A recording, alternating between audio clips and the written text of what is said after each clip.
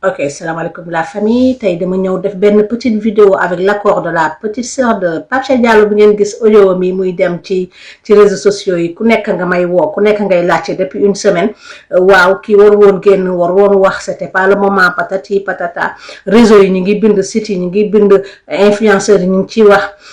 li may wax ni c'est comme je venais de le dire, c'est sur l'accord de Henriette, la sœur de Pape Cheikh Diallo ki ngeen dégg ay waxam ci réseaux sociaux yi dafa fekk ni parfois du ñëpp ñoo mëne man li may def ni mooy toog di wax du ñëpp ñoo ko mëne te Henriette kenn mësu ko dégg ci réseaux sociaux kenn mësu ko dégg mu wax famille Pape Cheikh Diallo tout simplement même avant lii di xew kenn mënul ni gis nañ leen wala dégg nañ leen fenn c'est une famille très discrète donc ñi may laaj ñëpp mënuma ku nekk ma répondre la personnellement je préfère faire une vidéo ñi ko bëgg dégg ñëpp déggandoo ko je tenais à préciser que ni Henriette duggul ci live wax Henriette demul ci benn waxukaay wax fa voilà les choses se sont passées comme je le dis te dama koy waat ci barki la ilaha illa huwa nii ma koy waxee noonu la demee Henriette li mu wax noonu c'est censé être en privé parce que ku ci nekk si ñun da ngay toog sa biir kër di wax ci affaire bi xew mooy affaire góor jigéen yi Henriette noonu la ko defee et it nañu xam ne gis nga la famille nit ku ne da ngay xool est-ce que bu doon man la nii lay doxale est-ce que bu doon man la dina ma neex avant de faire quoi que ce soit à l'autrui essayons de se mettre à la place de la personne Sénégal bëri na ñu fi dee te nit ñi rek ñoo leen rey bëri na ñu fi dee te ne pas se mettre à la place de la personne moo tax nit ki tey ngeen yóbbee ko lu ngeen ko yóbbee parce que wax dëgg fa yàlla mbokk dafa fort deret dafa fort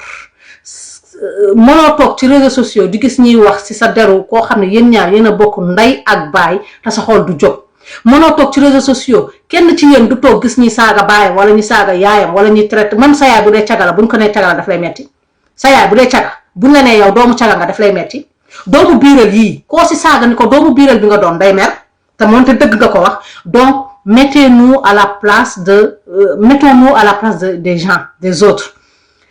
Henriette ni mbir yi demee mooy xolam sot na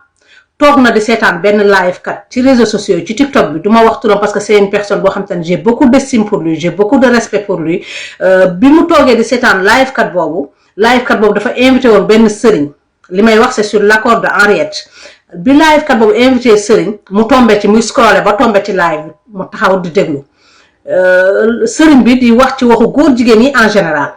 mais ba ñu tudd Pape Cheikh Diallo wax yi ñaaw na kàddu yu rafetul commentaires yi mais ni tulleeg màlle vous savez comme d'habitude Sénégal moom koo saaga bàyyi mu mer te ñoom ñoo dàq saaga bàyyi jàmbur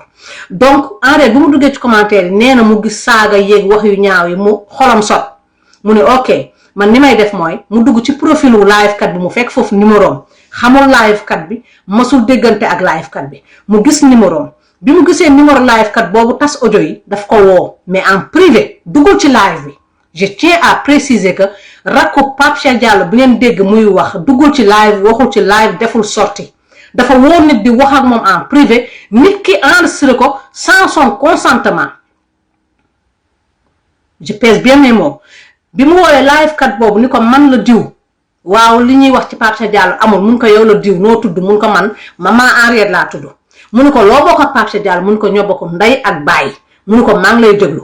xale bi ni ko nañu bàyyi wax yu ñaaw yi ndax Pape Cheikh Diallo li ñu koy jiiñ yëpp defu ko te ñu ngi naan ci réseaux sociaux yi dafa avoué dafa lii dafa lee yooyu yëpp du dëgg mu wax xalaatam comme man ni may toogee sama kër di wax sama xalaat ci yéen ñëpp ci ñëpp Sénégal lu fa xew ku ne da ngay toog sa kër di wax moom bi muy wax xalaatul woon ni live kat bi da koy enregistrer c'était censé rester en privé xalaatam la doon joxe ci noo xamante ni nawleem lay waxal ndekete nawle bi mu ngi koy enregistrer bi xale bi waxee ba pare ni ko boo bëggee sax ma passe la sama yaay donc mu jël gis nga audio yooyu ngeen déglu du xale bi kese y avait xale bi ak yaayu xale bi live kat bi wax ak yaayu Pape Cheikh Diallo yaayu Pape Cheikh Diallo pare wax xalaatam ñaanal Pape Cheikh Diallo comme ni ko yaay yëpp di defee sa doom buy dem ni da nga koy sang ba mu set jël ko fat ko sa kaw ñaata ci yéenay caga seen yaay yi dañ leen rendi seen yaay da ngeen di ñëw ñu raxasal leen ba mu set jël xorom pool dëpp ko jël neb defal leen ko ci seen awra yi pour mu xataat ngeen dem tëdd te nelaw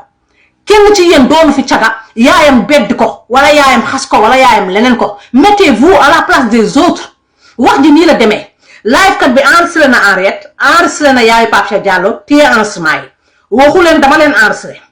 2 jours après xawma le lendemain ci la Henriette nee na mu tombé ci live kat bi kooku naan dinaa leen tegal audio wu Pape Cheikh rakku Pape Cheikh Diallo ak yaayam suba xale bi woo ma ni ma Feuz ma ne ko mun ma da nga xam diw ma ne ko diw miinu ma ko demee xam naa ko munu ma dimbali ma ngir yàllaa war a sóoli parce que diw de ndekete biñ ko woowee di wax ak moom daf ñu enregistré man koy da nga woo diw mun ma waa dama ko man ko live kat yi bu leen woo parce que ñoom ñëppay enregistré waate dégg naa man ma suma leen woo mais ñi live ñëpp dañ lay enregistré mu ñaan ma ni ma dama lay ñaan nga dimbale ma woo diw parce que audio yi bu ko tegee suñu kër fi ñu toll ni mu ngi mel ne dëj fi am ñëpp a ngi jooy ñëpp a ma mere waaw sama yaay mu ngi nii dafa tëdd feebar ndax affaire bi moom bëggul waxam di dugg ci réseaux sociaux ma ne ko ok mu coupé ma woo live kat bi ma ne live kat bi diw mu ne ma ne ko xoolal bu doon sa yaay ndax di nga bëgg ñu dégg ay audio am ci mbedd bi kii bi mu lay woowu la pour nga enregistrer ko te waxoo ko da nga koy enregistrer te nul n'a le droit d'enregistrer une personne sans son consentement live kat bi nekk nit ku yaru nit ku baax mun ma Feuz man sama téléphone képp ku ma woo dama ci def loo xam ne day enregistrer automatiquement donc enregistré wu ma ko pour mal faire sama téléphone mooy enregistré wax yi ma ne ko ok mais lu mënti am sa téléphone bu dee def ko enregistré yow boo ko dugalee loolu c'est à ton bon vouloir man nag dama lay ñaan ngir yàlla war a sul bul ko dugal parce que c'est pas le moment soo ko dugalee kàddu yooyu mën na nekk un truc de trop sur le dos de Pape Cheikh Diallo parce que xale bi wax na xalaatam la wax waxu xale la wax mu ne moo ne ñoom seen kàddu yi dara ñaaw si man ko waa dama la ñaan bul ko teg mu ne ma je vais réfléchir ok ca guddi ga live kat boobu di def live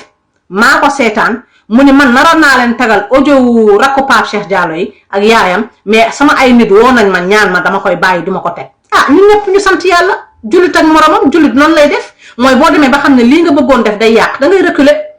ndax wax dëgg fa yàlla ku ci nekk si ñun rawagul ñun ñëpp suba ndox mën na dal suñu kaw te ñaan nga yàlla nga bañ ñu unn si réseaux sociaux yi ñun ñu ngi dund gu deewagul lu nekk xaj na si tey jii Pape Cheikh Diallo la ñuy wax góor jigéen la suba mën nañ ko wax keneen wala ñu waxal ko sa doom wala ñu waxal ko leneen lu raw loolu sax at na kuy dund lu ne mën na tegu sa kaw donc live kat bi def na foofu acte bu rafet wax dëgg fa yàlla delloo si waat na xelam ci yàlla te man ni ma ko gisee xam naa ne nitu ko am imaan la am naa ci yaakaar ñun ñëpp ñu kontaan